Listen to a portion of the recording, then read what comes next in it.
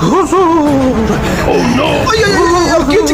মাথায় পানি ডালো পানি লাগবো না হুজুর, আমার রাসেল ভাইবার এক কুপেশে আমার রাসেল বইন পার এক বাড়িতে একে একে আমার রাসেল কাকু পার, মামু পার, জ্যাঠা পার, ফুফু পার, খালু পার, সব আমার চোখের সামনে খুন হয়ে গেল।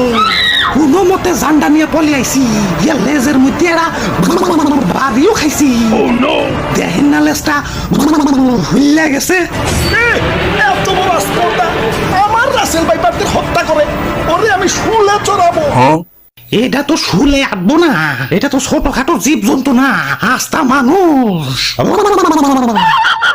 সামান্য মানুষ দিয়ে ভয় পাইলি?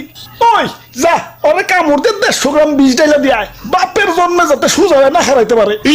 ওরা তো একজন না, পুরা বাংলাদেশের মানুষ।